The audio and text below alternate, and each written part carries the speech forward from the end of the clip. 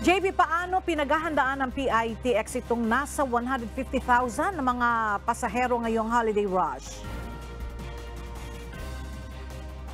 Ella, ayon nga sa management ng Parañaque Integrated Terminal Exchange o PITX, mayroon naman silang sapat na mga personnel na nakadeploy dito sa loob ng terminal para maging komportable at umasiste doon sa mga pasahero na dadagsa ngayon ngang holiday rush. Inaasahan na nasa 150,000 yung mga pasaherong dadagsa ngayon dito sa terminal na uuwi sa kanilang mga probinsya ngayong holiday rush.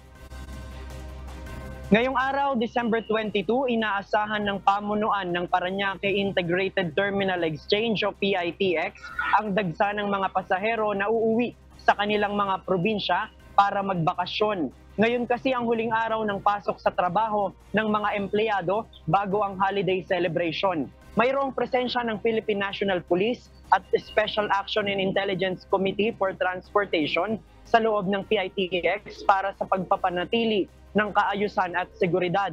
Ayon naman sa PITX, fully booked na ang ilang mga biyahe kasama ang Cagayan de Oro, Pilar, Daet, Sorsogon, Bagamanok, Naga at sa Davao.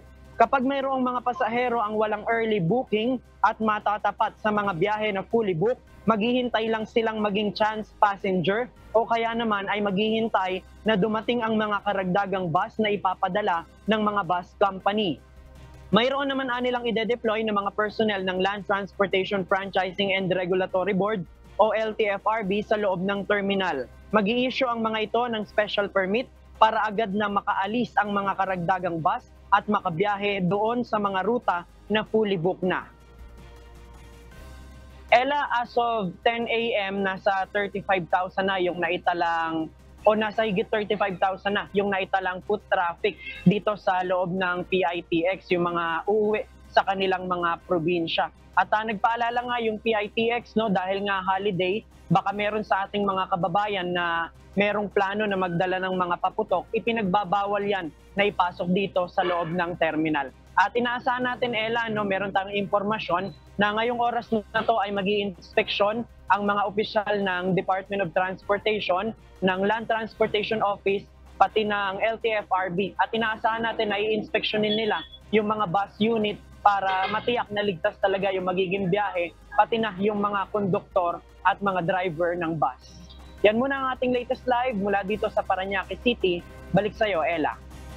JP, kanina sinabi mo ay nabanggit mo na bawal din magdala ng mga paputok. Yung bang mga hayop pwede rin ba magdala kung halimbawa meron silang alagang aso? Pwede ba nilang isakay yun? Ella, pinapayagan naman, no, yung mga hayop na maipasok dito sa loob ng terminal at maisakay hanggang dun sa bus kapag sa mga kababayan nga natin na pauwi ng probinsya. Pero ang patakaran, dapat yung mga alaga nilang hayop ay merong cage. Kasi nga kapag dumumi o umihi ay hindi mapeperwisyo naman yung mga nasa loob ng bus. Ella?